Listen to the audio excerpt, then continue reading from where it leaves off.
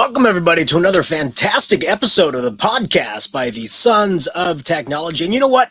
It has been a minute since we have posted an episode. We're going to talk a little bit about that as we go along. We're going to also be talking about social media, mainly Twitter, because that's where I got my feet dipped. My toes dipped into the pool of social media to really dive into what social media can do for me as a professional educator. But have things changed since then? Since 2008, 2010, have things changed since then? But before we do, let's go ahead and reintroduce ourselves. If this is your first time listening, or you haven't listened to us in a while, my name is Joe Marquez, Director of Academic Innovation for CUE, and I'm an educator out of the Central Valley of California. And I'm so happy to be back chatting with you. And then, as always, my partner in innovation, Kyle Anderson. Kyle, please introduce yourself. It has indeed been a minute since we posted an episode. And like you said, yes, we will get into the reasons why that has not happened. But again, first-time listener, long-time listener, whatever you are, I am Kyle Anderson. I am a special education facilitator out of Las Vegas. You can find me on Twitter at Anderson EdTech. Same thing with Instagram. I am also on Peloton at that same handle. So if you're a Peloton user, you can connect with me on there. I have a blog that I've not written on in quite a while, andersonedtech.net. So a lot of great stuff still there. I do need to get back into the writing, and that kind of ties into the whole social media thing as to why I haven't been writing too. And then I do have a book called To the Edge: Successes and Failures Through Risk-Taking. That's on Amazon. It's on barnesandnoble.com. It is also available through my publisher, EduMatch Publishing. And Joe, when we talked about what we were going to talk about with this episode of social media, we did kind of tie it into just some of the quote unquote turmoil on social media recently. I mean, we did just finish up here in the United States with a pretty contentious election cycle that actually didn't turn out to be nearly as bad as I thought it was going to be. The lead up was way worse than the actual election itself, in my opinion. And we can talk a little bit about that. But also recent developments with a certain somebody. I'm not going to mention the name of this somebody in fear of they hear this and then block my Twitter account. So, but that person and some of the changes happening at Twitter for the good, maybe, but I'm anticipating more for the not so good, in my opinion. Yeah, I mean, and that's just going to be a small portion of what we're going to talk about, right? But that is kind of the crux of how we came up with the idea of talking about this today, right? When we started this podcast, we always said we wanted to talk about current events, current things that are happening that will affect teachers, that will affect education, and we don't mind getting our hands dirty in doing it. And we may be voicing our opinions. We may be voicing the opposite of our opinions just to invoke, a conversation with each other. But, I have to say that for me, and I would say this all the time, for me, social media or Twitter really helped me in identifying new things to experiment with in my classroom, or by following multiple educators and seeing what they're doing, it kind of reinforced my mindset that what I was doing in my classroom was not crazy, right? Like there are other people out there trying these things or trying similar things to varying degrees of success. But it kind of re-solidified, like in my mind, like I may be the weirdo on my campus, but I can't be a weirdo if there's so many people doing these new and crazy things. And maybe if you're listening and you're a newer educator or you're a veteran educator, like you have to think back. This is back in 2008, 2009, 2010, what I'm talking about, when, EdTech really started kind of ramping up around this time because Chromebooks started coming out and becoming more affordable for the classrooms. And, they started getting more prolific in districts. And, the term one-to-one started coming out. That meant, the computers were being removed from the computer lab and then being put in the hands of students for content-based activity. And that was a big shift. in the early days of ed tech, right? Instead of walking your class to the computer lab to learn this or that, you're giving the kids computers, giving the students computers, and teachers needed to know how to help to unleash that power, right? We didn't just want students to use them as a word processor instead of writing it out with paper pencil. We didn't want students to just use it as a research tool instead of having to go to the library. We wanted them to really harness the power of what a computer could do. And social media allowed me to get a window into what other educators across the state and across the globe were actually doing. And so I feel at the very beginning, it was a community of educators sharing out what was going on in their classroom, sharing out, what they were doing or going through or changing or shifting, connecting it to SAMR or connecting it to ISTE standard. But they were sharing these things out and giving people ideas. And I was telling you this, Kyle, it's kind of like when I first moved in to my current neighborhood here in town. When I moved in, it was in an existing neighborhood, but the cul-de-sac that was what the houses were being built on was new. They just built the cul-de-sac portion, kind of like the appendix of this neighborhood, just this thing that shot off out to the side. And so we were new to this larger neighborhood, but we really gravitated towards one another. And it just so happened that 4 out of the 5 houses on the block were teachers, were educators. And so we were able to have like community block parties and talk shop, and we really got connected with one another, and people would bring brownies or cookies to one another. They would really share. But as with any neighborhood, people age out or grow, and they want to move into a bigger house. And we had the neighbor to the right of me who coached football with me, and he was one of my really good friends. He and his family moved out. The neighbors to the other side of me, who taught in the same school district as myself, they ended up moving out. And then just people I never connected with moved into either side of me. And it felt almost like the community was changing, was shifting to be more isolated houses rather than a community. Each house was doing what they wanted to do to make them feel better instead of helping everybody else out to make the community feel a little bit better. And we'll talk a little bit more and dive into this more, but I think somehow I think I feel the same of my neighborhood of Twitter, where the community of helping is still there, but we have a lot of people who have moved in, and it's more about I, look at me, bring me to your district kind of stuff. And that kind of turns me off a little bit. And everybody's got a livelihood. Everybody's got, what do they call it? Everybody's got their side hustle, and more power to them. But, the community I moved into in Twitter has gradually shifted more in that direction. And it's caused me pause to actually be on Twitter more and more. And so I don't post very often, because if I don't have something to contribute, I feel like there's no reason for me to post. So I haven't been posting as much. And that trickles into more and more things. But I want to hear your, Kyle, your aspect of that. Does that sound like a familiar story to you, or what has been your shift in Twitter, if there has been one?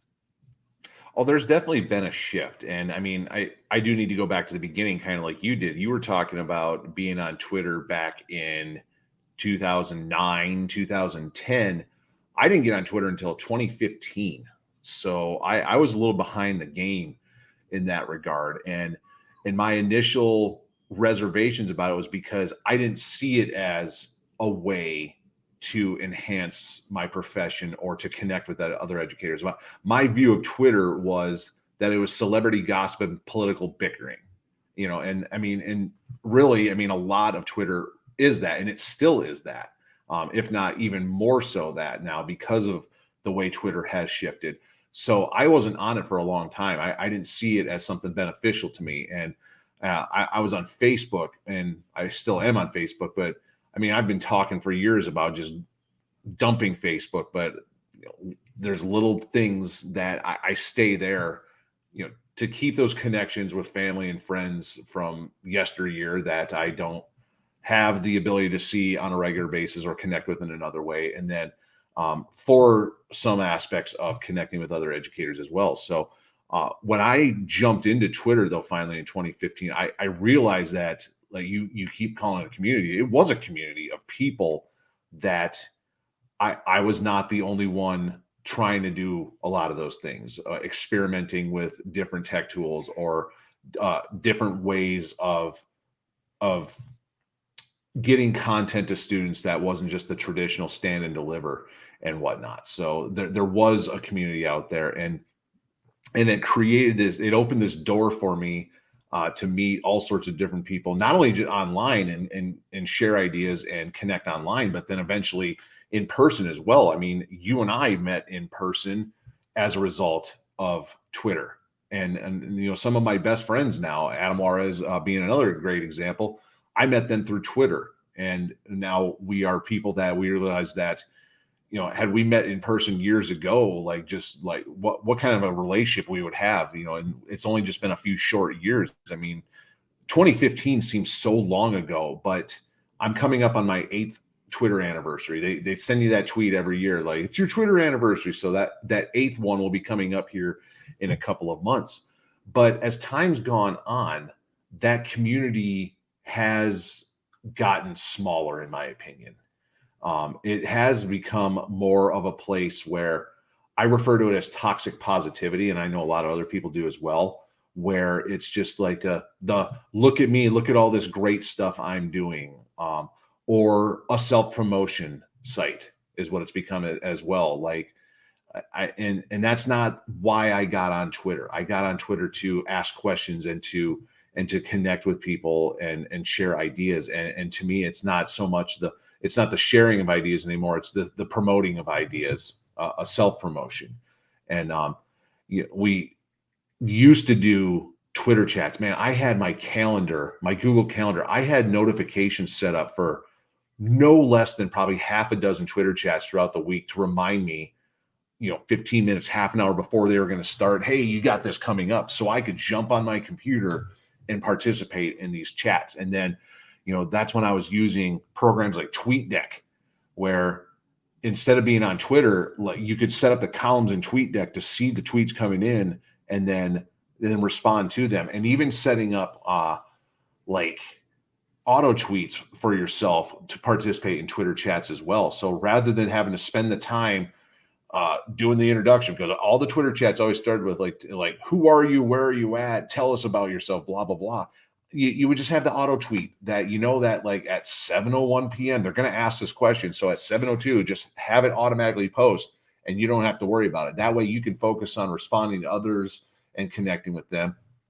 And then I would even host the Twitter chats every now and then, where I would have the questions auto post at certain times throughout the Twitter chat time.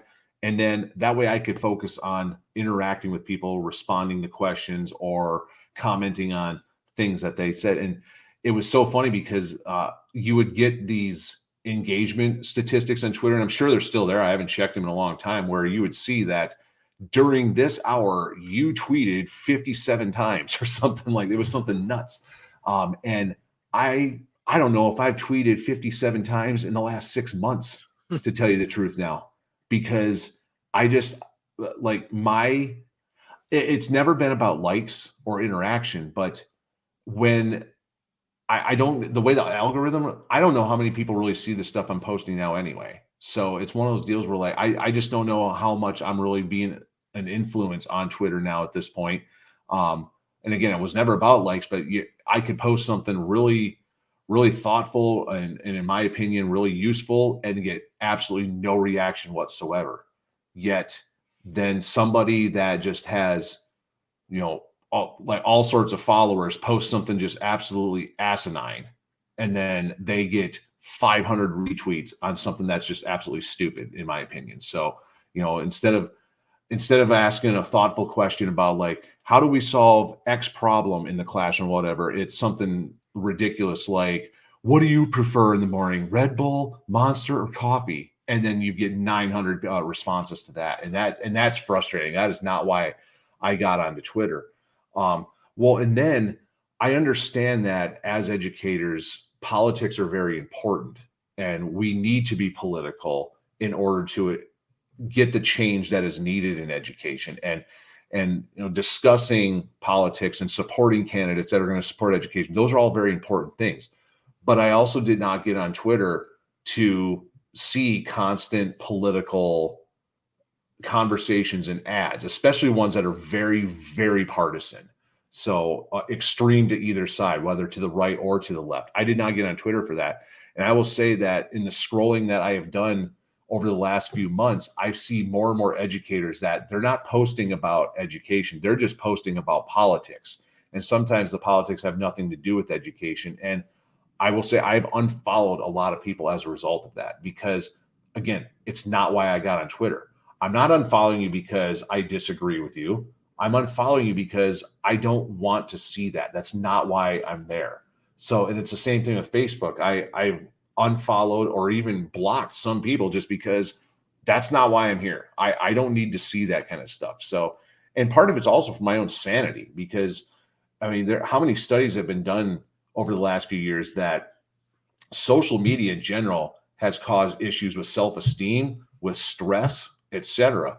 And it's for my own sanity. I don't want to, I know if I can get rid of some of that toxicity in my social media feeds, then it's not going to cause me stress. And I've also taken steps to make sure I don't get on social media as much, just because of that just useless doom scrolling that sometimes happens, where you get into Facebook, Twitter, Instagram, whatever, and you just mindlessly scroll. And then all of a sudden, like 30 minutes later, you're like, what did I just do for the last half an hour? I did absolutely nothing but just scroll through this. And a lot of times you're not even interacting. You're literally just scrolling and reading. So I have on my phone, I have things set up to where if I'm on some social media site for X amount of time, I'm going to get a notification that says you have 5 minutes left for the day. Could I go in and change those notifications and turn it back? Yeah, I could, but I don't. I think I have, what is it? I think for Twitter, I think I have 15 minutes per day. And I think Facebook, I have 30 minutes per day. Instagram, I barely get on anyway, because I'm just not a picture person. I don't take a lot of pictures, so I don't post a lot on there.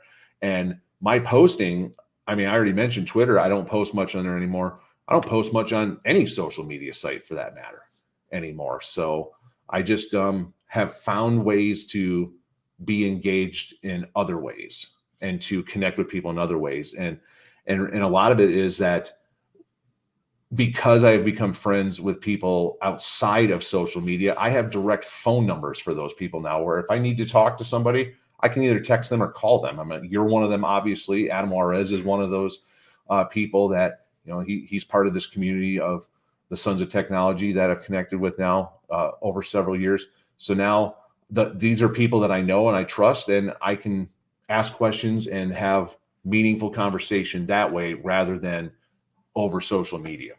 So yeah, it has definitely shifted for me. And as much as I used to love the Twitter chat, my partner on Beer EDU podcast, he ran a Twitter chat for the last 8-9 years, the Teach NV chat, and he actually killed it over the last month or so because he said he thinks that the Twitter chat has run its course, where people aren't participating as much. He said that while it wasn't a lot of work that went into it, he said that the work that was going to it, he thought was kind of futile, where, the same handful of people were showing up every week, and like, nothing against him, but it was a lot of the same responses to different topics and whatever. And he just, again, he said that he didn't feel that putting in the time for something that was, it's almost like, the people that still read the regular newspaper, there's a few out there that do that, but most people get their news online at this point. And he felt the Twitter chat, it was the same way, where there's going to be people out there that still enjoy the Twitter chat,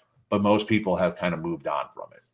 Yeah. You touched on a lot of really important points. Like one of them, the Twitter chat, Q used to do a Twitter chat. I believe it was every Tuesday. That stopped. And people like, are you going to start that Twitter chat again? I'm like, Twitter chats, if you look, have really gone downhill, right? It takes more to put one together than you get back from it. And you're absolutely right. It's usually the same people that join in, if they join in at all. I had been a part of another Twitter chat, the California educator Twitter chat that was going for quite a long time. I was a moderator and for those, and that ended up folding about a year ago because they saw the numbers dwindling. It was taking more time and effort to put it together than there was actual participation being brought out of it. And so it was brought up to me like, hey, are you going to start, with your position at Q, are you going to start a Twitter chat again? And I go, I do think there is a place for a weekly Q&A, right? But I don't think a Twitter chat is that. I don't think, I think like what you said, Kyle, it's run its course. I think if I were to revive the weekly Q chat, I'd call it even a Q chat, not a Twitter chat, I would maybe dabble in Twitter Spaces a little bit. I'd want to play around with it a little bit more to see what's all involved in it. Maybe a Twitter Spaces where people could answer verbally. I don't know if those are archived or saved, though. I love things to be able to be archived and saved. And if you can't archive and save a Spaces, then I don't really see the long-term benefit of it. Then I was thinking, well, why not a StreamYard, right? Where, you can have the live conversations and you can even, like if somebody asks a really good question, you could find out where they're at, send them a direct message. Hey, you want to join us and ask that question live, and maybe have like a pull from the audience kind of a deal. Or I was actually thinking something of a hybrid, right? Because I have a Rodecaster here. So I was wondering if I could start a Twitter Spaces on my phone, Bluetooth my phone audio into the audio of the StreamYard, and then have people ask questions that way and then archive it. So there's a lot of things that I've been thinking about, but not bringing back a Twitter chat. That's the least of what I was thinking about. Because we really have to admit to ourselves that communication and availability of information has evolved, especially in the last 10 years. And if we continue to try and push for the way we connected and did things together 10 years ago without evolving, well, then, we're kind of taking away from, our warrior call, our calling card of, you shouldn't be doing the same thing in your classroom that you were doing 10 years ago. You should have evolved, right? So why are we still trying to rest on the same things we were using previously? And I think that is where, for me, maybe I don't want to say Twitter has run its course, but it's changed to the point where I don't get out of it what I used to. So I have to look elsewhere. And then also, working with Q, we use a posting platform called Hootsuite, where we can post to multiple platforms at the same time to make sure we're getting the information out to all the places people may be. They even just added a TikTok, so I'm thinking to myself, maybe I should look into doing some quick TikToks for Q, kind of a deal. But the interesting thing about that is Twitter, they give you an analytics dashboard, like the success rate of your post in all different platforms. And Twitter is consistently the lowest. It's consistently the lowest in actionable getting out of what you're putting into it. The highest has been Instagram. I think I've seen a lot of educators go more towards the Instagram than the Twitter. And I think it's because there is no word limit on Instagram. And if you're associating, it doesn't have to be a photo. It can just be an image that you've created and posted on Instagram, right? And so maybe almost the same kind of post you would do on Twitter, but you would move into Instagram, right? The only difference with Instagram is there's no re-instas or anything, like, and I don't know how those things get, but we are getting the most interactions and the most clicks on our links. Well, you can't click on links, but the most interactions through the Instagram. And then the second one, of course, is Facebook. And personally, I don't like touching foot in Facebook at all. But I think educators are gradually looking for different ways to interact, a different experience than Twitter proper, for a lot of the reasons we've talked about. Yeah, and you mentioned some of these pitfalls of the various platforms. Like Twitter has its limit on the amount of characters, but I don't necessarily see that as being a problem, because sometimes you'll see sometimes where there'll be a tweet and then you'll see where someone has typed in there one of X amount of tweet, and like you end up reading this whole thread. It's like 15 separate tweets and whatever. It's like that could have been a Facebook rant at that point. So yeah, you don't have the character limits on Instagram, but then again, like you mentioned, you don't have the ability to click on a link in Instagram. I believe you have to put the link either in your profile or some other way. So that's a limitation there as well.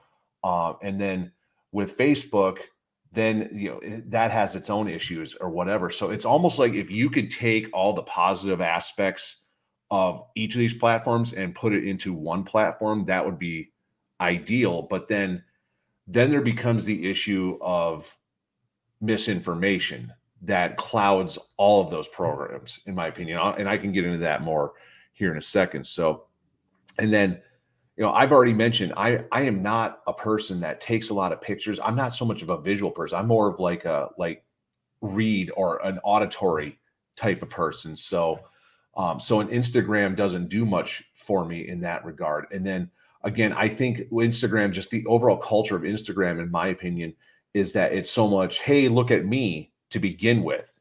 So whereas, when Twitter used to be where you could post something asking a legitimate question or trying to gather some ideas or whatever, Instagram doesn't have that. To me, it's more of a promotional tool. And, we use Instagram for the Beer EDU pod to just put stuff out like, hey, we got a new episode. So, I mean, I'm guilty of it too, just putting out a promotional thing. But I don't necessarily word it or imply it when I put it out there, like, ooh, look at us or whatever. It's just more of like hey, we got a new episode. If you want to check it out, go check it out, kind of a thing. So, and then TikTok, to me, I don't watch a lot of videos. A lot of people have the whole where they'll fall into the rabbit hole of YouTube, where they'll sit there for an hour mindlessly just watching videos. And TikTok has become the same thing.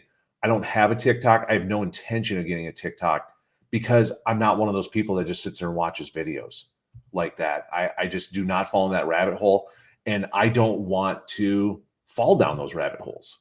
So I have YouTube on my phone, but the YouTube on my phone is more for every now and then, like if something breaks in my house, if I can fix it, I go to YouTube and figure out if I can fix it.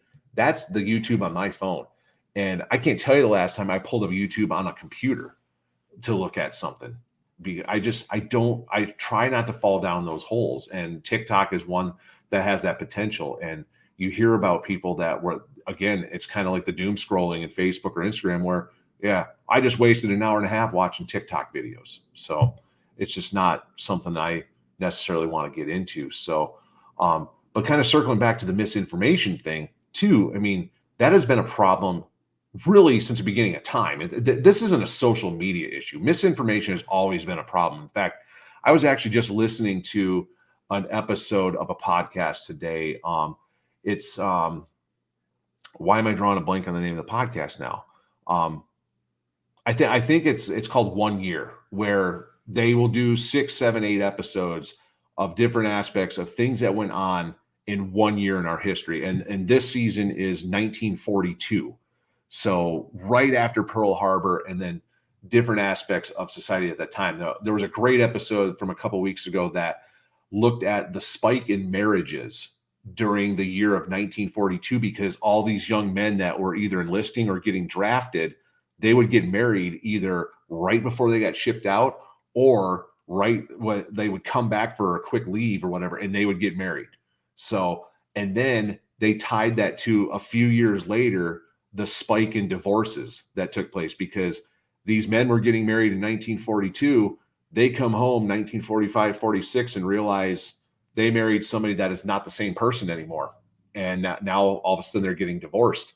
So that was interesting. But the episode that I listened to today was about the misinformation and propaganda campaigns on both the Allied side and the Axis side during that year. And the focus of the episode was all of the misinformation that an American who basically, he was an embassy worker for the United States stationed in Berlin when the war broke out. And he basically sold out and then started working for the propaganda minister of Nazi Germany, and then doing this radio program that was just feeding lies into the American public and whatever, and how that was such a major issue. Well, so, I mean, that's just an example that misinformation is not new.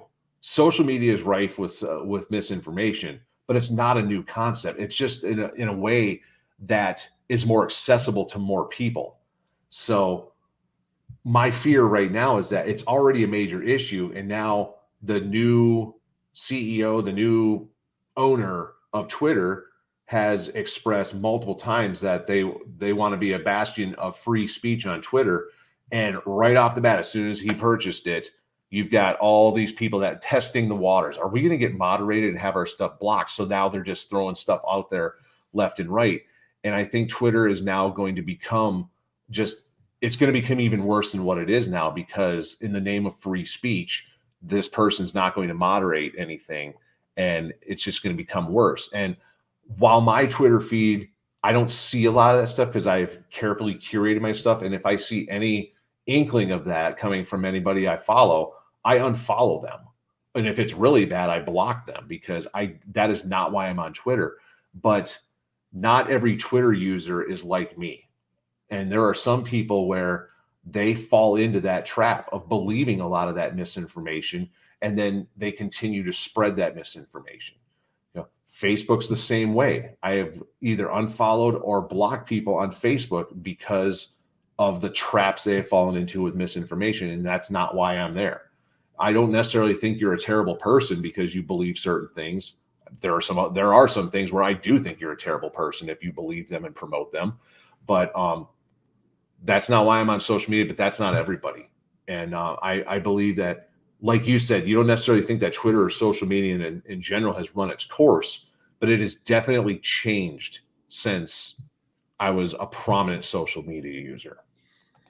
I mean, things change over time, right? The way that information is put out changes over time. Social media has proved that.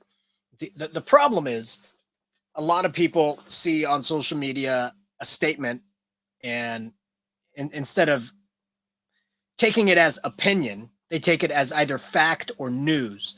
And the problem with social media is anybody can say anything. The cool thing about social media is anybody can say anything, right? So free speech is a double-edged sword. You have to make sure, though, that speech, I would say, especially on social media, that speech is labeled. It needs to be labeled as opinion, or it needs to be labeled as news. And this is what I'm saying to you here, is I was posed a question. And I think the person who posed this question is probably going to be listening to this podcast. But he posed this question. He goes, what's the difference between the new owner of Twitter purchasing Twitter and Jeff Bezos purchasing the Washington Post? I don't know why nobody was up in arms about Jeff Bezos purchasing the Washington Post as much as everybody's up in arms about this person purchasing Twitter. Well, I tell you, the difference is, in journalism, there are rules.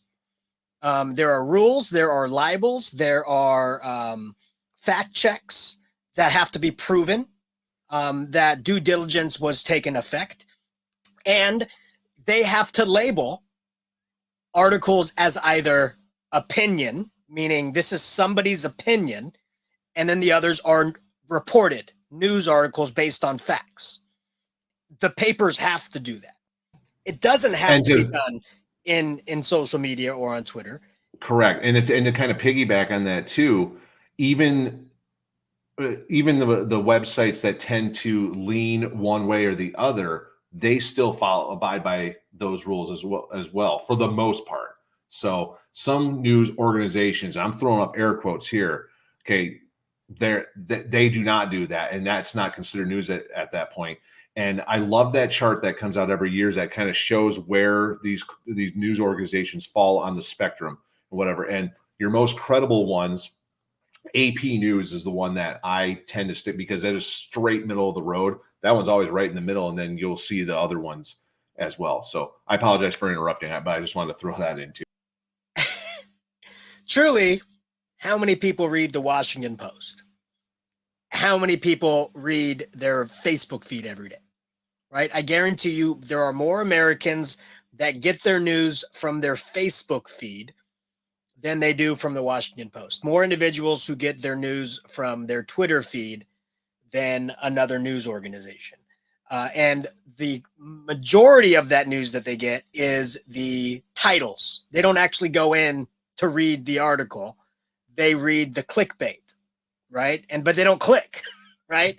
And so they're getting these sound bites or word bites, and they think that's news. And that's a problem. And here, I want to go back to some of the changes being made to Twitter right now that could be detrimental.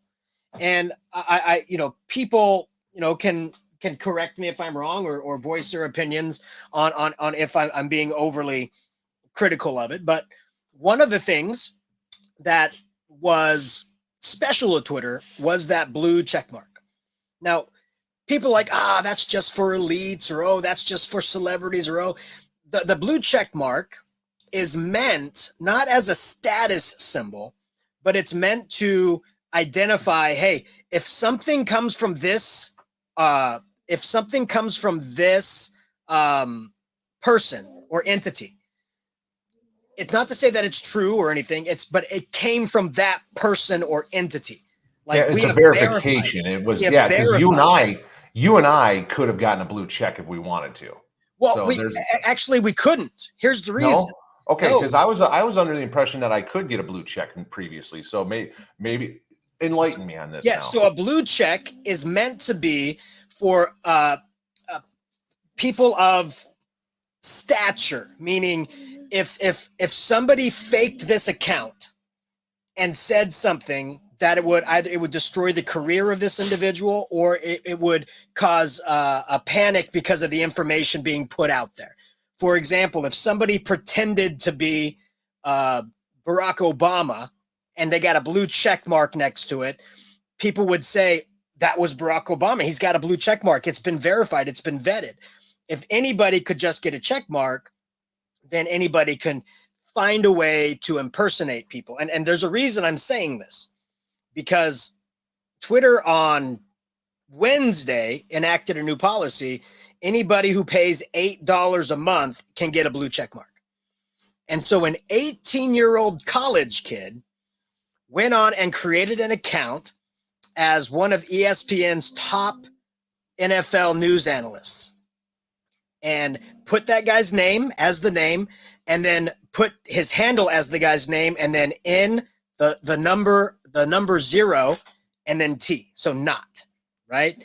And then in the personal part of that, it says, this is a parody account. I'm not really this person.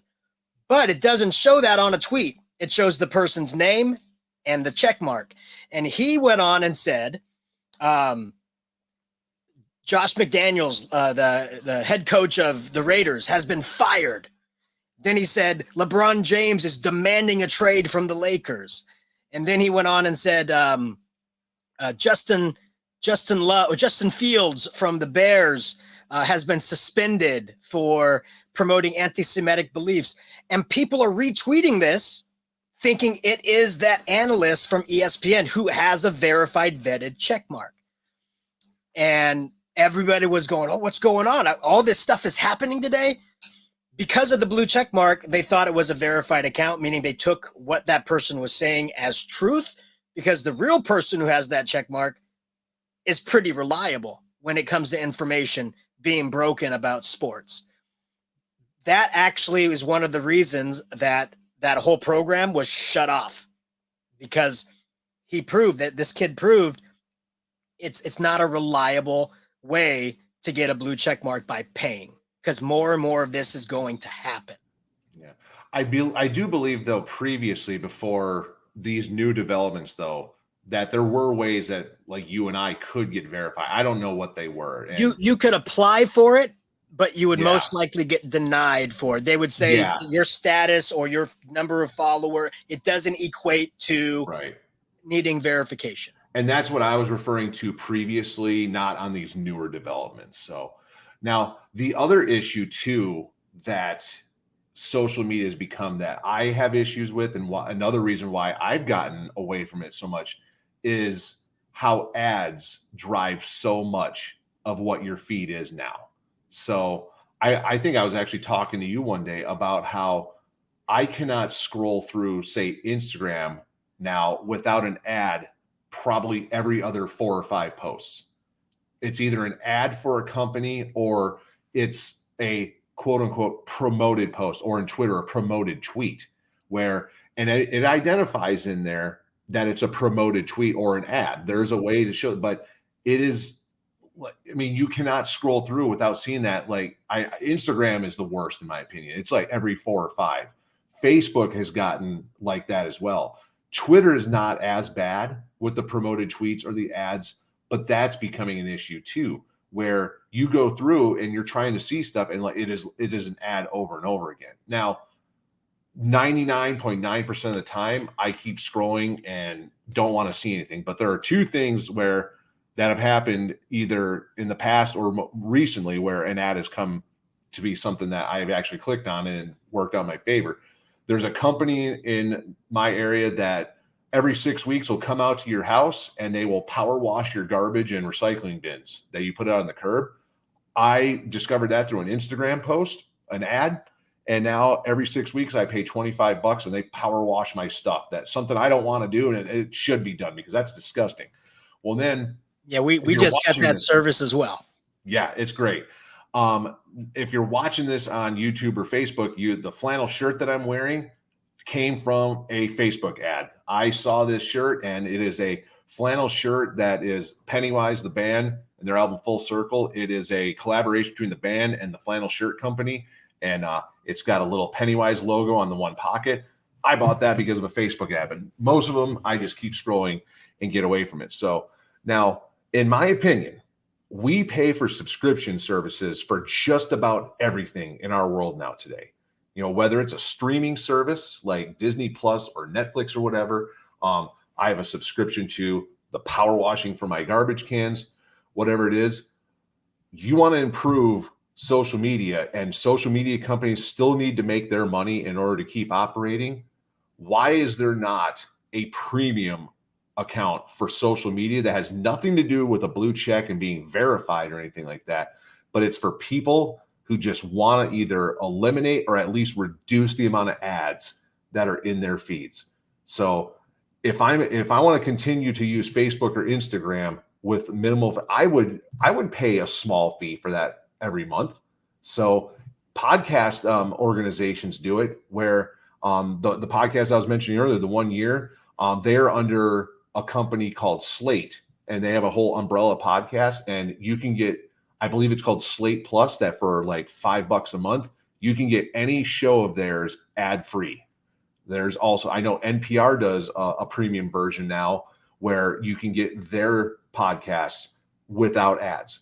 So if podcast companies are doing it, if streaming services are doing these premium accounts without ads, why can't social media companies do it too? And I believe that would really truly improve the social media experience, because you're not going to see all the ads and you're not going to see all the promoted tweets that, well, frankly, some of them are just ridiculous. So I have a certain look about myself. I am a white male. I am bald. I have a large beard.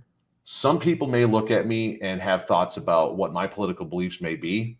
Facebook and Instagram algorithms have taken my face and my look, and I am curated various ads that of things that I most certainly do not agree with. And it's frankly getting kind of annoying that I do not need to see ads from these companies because I do not believe in that stuff. And it's strictly because they have used my profile picture to curate ads to me just because of the certain look that I have. So I'm all for premium accounts for social media as a result. Yeah, I mean, I think that the idea of paying for an adless experience, and also so they don't take your analytics. That's another key part of it, right? When there's that saying, if you're not paying, you're the product, right? And so you are the product. You're the thing being sold. That's why all these ads are able to be targeted at you. If you were able to pay so that your information and your analytics cannot be used outside of your account, that'd be beneficial, right? The one thing that's a bad side of this coin is I'm hearing, through a couple different articles that I've read, that Twitter Blue is they want to give status to anybody who pays $8 a month to get their tweets in front of more people's eyes. So instead of it being organic, like people see it and they like it, and then it starts climbing up the feed because the virality of it. By paying the $8, your information gets in front of more eyes just because you paid that monetary fee. And Elon Musk, I said his name. What he said was this. You're getting blocked now. He said, speech should be free, but reach should not be. That's basically what he said. So he said, anybody can say anything, but if you pay, we'll get your reach higher up. And so can that be abused, right? Can that be abused? People that don't have the means or the funds to spend $8 a month on this social media, their stuff doesn't get in front of as many eyes as some other people who can get it in front. So that could be an issue, right? But I'll tell you, we're going to start wrapping up right here. I'm not running for the hills, right? I'm not running for the hills. I'm not canceling my Twitter account. I've seen people saying I'm running to Mastodon, right? I don't even know what that is, but I've heard that. I'm going to Mastodon. More power to you. Great prog metal band, by the way. So if you've never listened to Mastodon, go check them out. They're great. But what I'm trying to say is things have evolved and things have changed. We have evolved in our careers, and the point where we're at have changed. And maybe our point of view is skewed now because of where we are at compared to where people just getting started are at, right? And so maybe it's not just the platform that has changed. Maybe it is our view that has changed. And a lot of people who are just getting into EdTech, I still say go on Twitter. I'm not saying stop. I mean, it is a great place for information. There are a lot of great educators who are givers. Okay. I think the point we were trying to make is we've seen a shift where a large percentage of individuals were givers. Now I think it's still a large percentage, but we're having a gradual increase of more promoters. And, again, there's nothing wrong with that. But it's not my Twitter, right? It's not my community. It doesn't mean it should stop. I'm not telling anybody you need to stop promoting yourself or your book or your website or your podcast or your training materials. I'm not saying you need to stop and you should stop. That's not what I'm saying. I'm saying that's not the community that I'm following, right? I am looking for the teachers in the classroom doing amazing things and sharing out. Look at the lesson my kids did and look what they created. Here's a tutorial on how I did that. Here's how I reached that. I love that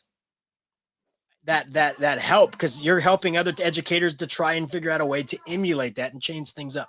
So that's what I want to see more of. And so that's what I encourage each and every one of us to do, is those lessons that worked, those risks that you took and worked, share them out. Write a blog post about them, share them out. That's not self-promotion when you're showing something that you tried and created and did, and you just want to share it with the community. Share it out, write that blog post, but lay out, I had difficulty at the beginning. I think that's another thing about social media. It creates a rainbows and butterfly effect of, look what I did in my classroom. And then another teacher tries to do it and it doesn't work. And that other teacher thinks it's their fault, or it's the technology's fault, instead of actually it's because it took 5 or 6 times to get this perfected before somebody shared it out.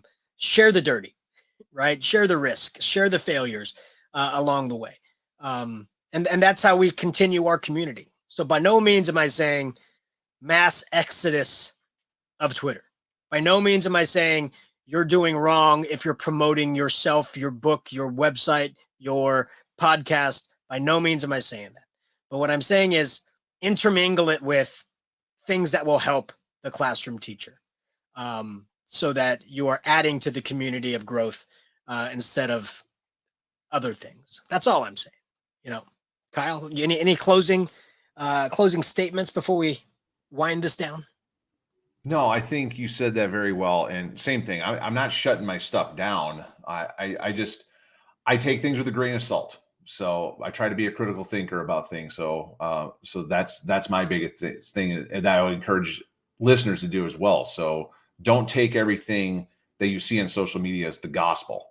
So, and that it's something that's set in stone. It's the absolute truth. So, question things. But at the same time, though, when questioning things, question things using fact and not just letting things in your own mind and your belief system and your opinions to skew those things. So that's my biggest suggestion there. So, and again, with the self-promotion stuff, yeah, it's one thing to, if you have written a book, to occasionally throw something out there about your book and how it could potentially be beneficial to somebody. But when that's all you tweet about, that turns some people off, myself included. But again, if that's your thing, that's your prerogative at the same time. So I think this has been a really great conversation about social media, and I would love to hear thoughts from listeners as well. So please connect with Joe and I both on the socials. Connect with Sons of Technology EDU, Sons of Tech EDU, excuse me, on Twitter. Hashtag EdTech Army. Share out with us and your thoughts on things that we talked about today. Yeah, and I'd also love to hear your thoughts, everybody, on what should the Twitter chat evolve into? What are some of your ideas to continue the discussion of community, but in a different way? What are your thoughts? What are you doing to move beyond a Twitter chat? Where have you gone? What do you do? I think that'd be a very interesting discussion topic as well. I'd love to hear your thoughts, everybody. But again, Kyle, I appreciate this conversation. I think it's timely and it's needed. A lot of people aren't going to agree with what you've said. A lot of people are still, in deep with their Twitter accounts, and they are, putting things out there that is bettering the EdTech community. So that's fantastic. Again, maybe the point of view that Kyle and I have is because we're outside the classroom at this moment. And so we have a different view, right? And so everybody's going to have a different view. Some views will be skewed based upon your place in your career. So I understand all of those things. I just thought Kyle and I would love to be able to say that. And Kyle, I just realized right now it is 11:11 at 11:11. So I think this is a good time to stop at this time. So everybody, thank you so much for listening. Thank you so much for being part of the EdTech Army. And we promise we'll try and get more podcasts out in a more timely fashion. And where can you hear about this? Probably we'll promote it on Twitter. So have yourselves a wonderful, wonderful day.